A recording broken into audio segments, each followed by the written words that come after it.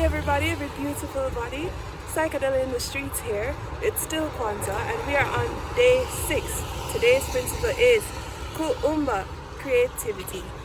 Back home, we're back at the crib, so yeah, let's talk about Kuumba, let's get into it, and I'm gonna find us an activity to do to, spark up our creativity. Kuumba, creativity, this is about the community again, right? Like, how can we be creative to serve the community? In detail, it says to always do as much as we can in the way that we can in order to leave our community more beautiful and beneficial than when we inherited it. Again, very touching. Like, I read these things and my heart is very warmed. I'm just like, wow, this is just very sweet to leave our community and our environment more beautiful than we found it, because we're all touched by beauty, not vanity, just beauty, like the beauty of the night sky when you can see the constellations or something, or the beauty of the ocean, or just captivating things that engage the five senses that we're accustomed to, like in the physical plane. I believe there's beyond the five senses, right? Like, it feels pretty obvious to me, but since science and just basic common human understanding is very based in these five senses, let's utilize them and make the most of them and put as much positivity into them as we can so that we can all experience them. Predominantly that seems to be through sight and sound.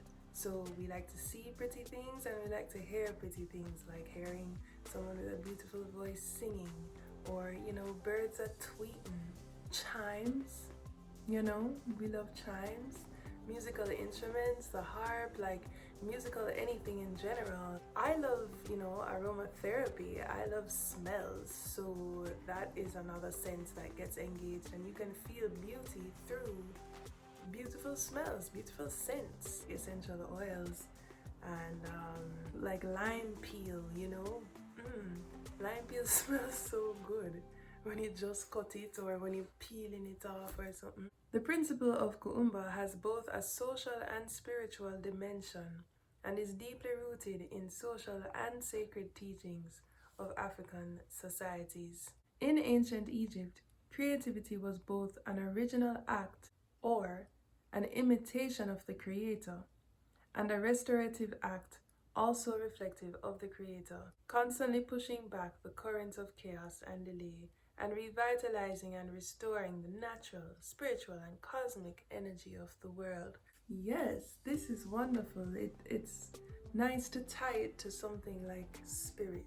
That's essentially what creativity is. How can we express spirit through the senses that we, are accustomed to here in this world, in an engaging way, in a way that makes other people say, oh yes, I am interested in that. And in fact, I'm more than just interested. I am moved, I'm touched, I feel something. It's almost a form of communication. Yes, an original act where it just comes from you, or an imitation of God. For instance, with the portraits that I like to draw, it usually was just off of something, not from my head. That's a little more difficult for me. Still do it from time to time, but it's really based on a picture or a person in front of me. And that is an imitation of God.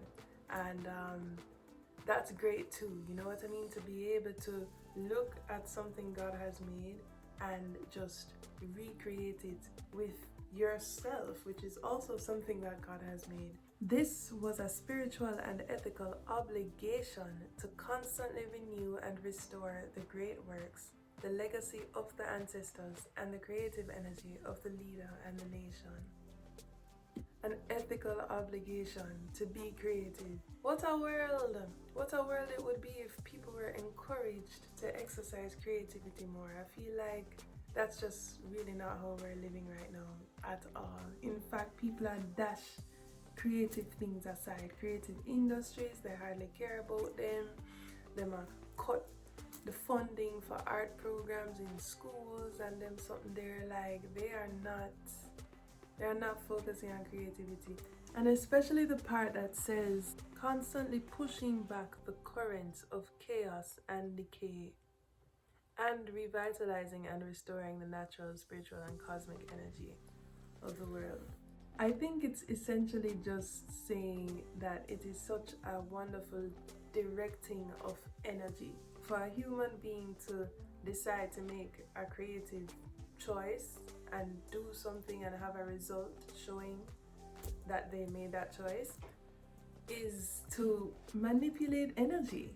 Like it is, you are. That's what you're doing. You're manipulating energy, and you're working with this ebb and flow of the earth of like chaos and order. You know, some art is quite chaotic and some art is more organized. Like I would say design is pretty organized, and you know, measurements in place and like technical drawing and things like that. And then you have chaos like Jackson Pollock type of painting. And they also both somewhat imitate, you know, things in nature created by the creator. For instance, you know, the design of a flower, a particular flower, let's say a certain kind of sunflower, they will all have, you know, they're probably following the Fibonacci spiral, and they all will probably have a certain look, and every flower that is of that genus and species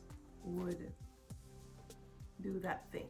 Whereas a volcano feels like chaos, you know, the lava and the way that the lava spreads and might form an island, might extend the land that the volcano was on because the lava dries. Like, think about the shapes of islands, even the shape of Jamaica, for instance. Like, it just happened, you know what I mean? Like, there's no real to it. That is just a happening. So yeah, creativity really is reflective of that. In continuing to direct energy like that and you know, push energy into creative projects, we are doing our part in keeping motion in place, because no matter what, things have to move. You know, there must be motion, or things must be motive. You make energy more kinetic and you take it out of any kind of stagnant state by just doing something artistic, doing something more. And you know, that counts for all roles in the creative process. Let's say, for instance, a big thing, which is filmmaking, right? Like, that's a big art form. So you have, you know, you have a screenwriter who might be where it all starts. The screenwriter writes a script, then you might have, you know, a story editor who looks over the script. Then you find a director who kind of just gets the vision, and then you have a casting director who casts people. Then you have, you know, your camera operator and director of photography who instructs the camera operator. You have your art director and set designer. Then you have, you know, the makeup artists and the hairstylist for the cast members, and like, it goes on and on and on. And then after production, you have all the people in post-production, you have the editor, you have the sound designer, you have the color corrector, all of these little parts that add to the huge whole, you know, and they are all a part of the creative process. Some of them are using the idea of creativity more, as in, like, for instance, I would say the director has to think very creatively, as opposed to like the boom operator who is just kind of holding the mic, and they're all contributing to the spirit of the project. So yeah, I love creativity, you know, like I said, I'm an artist, so and I've been arting, you know what I mean? All kinds of arting. I've experienced film sets before and the whole filmmaking process. I've done my own painting, my own drawing. I've done music making, which is also a process that involves more than just you most of the time.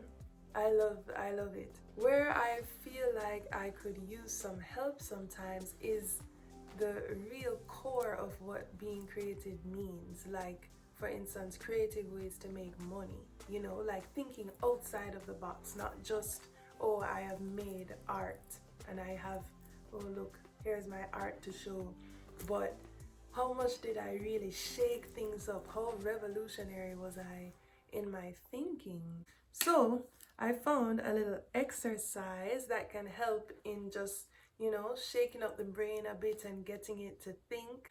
Pressure is something else that might make, you know, a lot of spontaneous things come to light because, you know, you're pressed. You don't have all the time in the world to think it through and be indecisive, and which definitely is a problem of mine. Just spending way too long on an idea.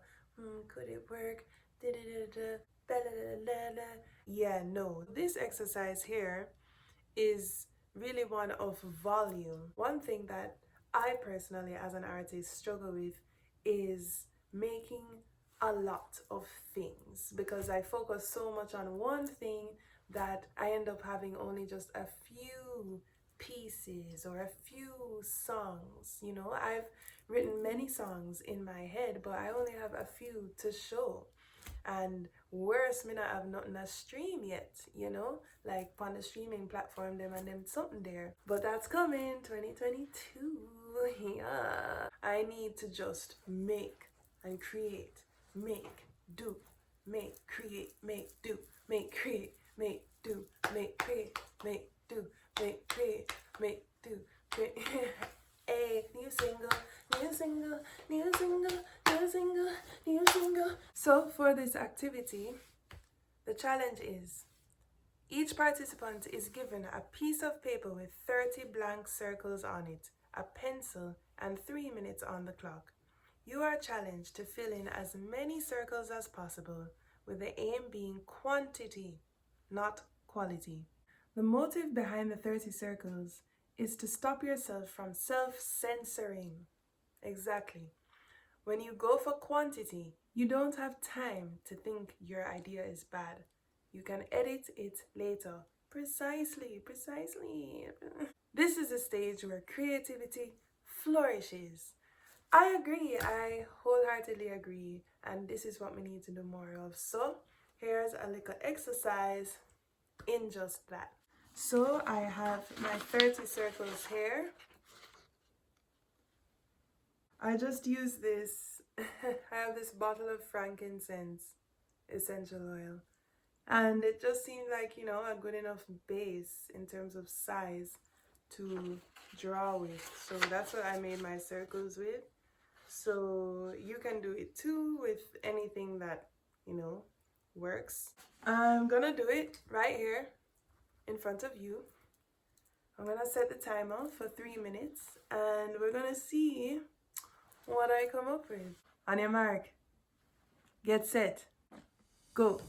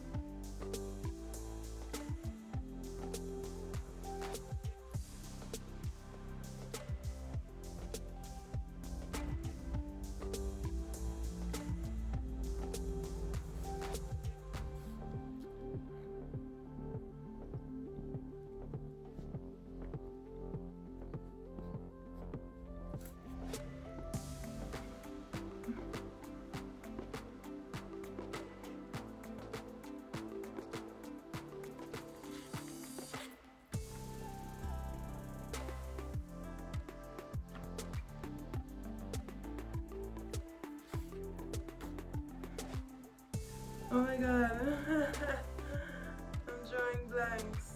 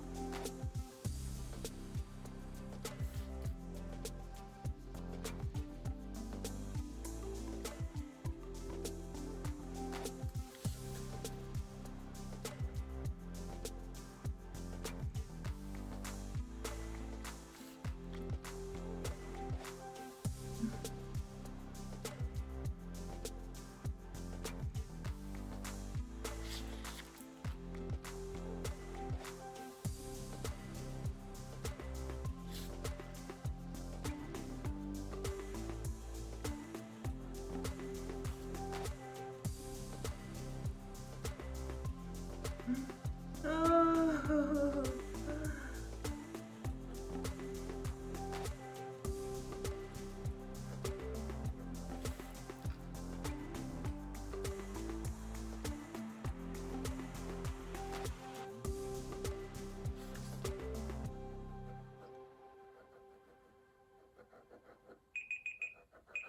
Damn. Okay, alright. Well, how many is that? So I've done 22. Here they are. So you can tell my theme. It's like plants, it's leaves. First it was leaves, and then I was like, oh, flowers in general and everything. So yeah, I kind of know which I went with, like the elements. So I could have done like a flame and fire related stuff, some earth stuff, water, like a droplet, an ocean wave. It's cool, it's cool. That was interesting. That was fun. That was fun. And no two of them are really the same. Some of them are quite similar. Like I see there's this here and there's like that there, you know. Yeah, nothing's really so similar after that one. They're all pretty different. Yeah, yeah, not bad, not bad, not bad, not bad. And 22 out of 30, not so bad. How much that? 73%. Me would have feel away still. Me would have feel away if me did get back 73 on a project. Honestly. So it's not as great as I thought. Oh God, the pain hurts. I hope you do the thing too. In fact, you should have really paused the video when I mentioned the exercise and draw your 3 circle them and do it with me. You still can do that. Go back, draw up your circle them, come do the 3 minutes with me, or set your own a timer, whatever you want to do. But yeah, that was a nice like a exercise in our creativity. Let's kick it and go over to the Kinara. So I have the other girls lit here already, and we will just get straight to Kuumba, creativity.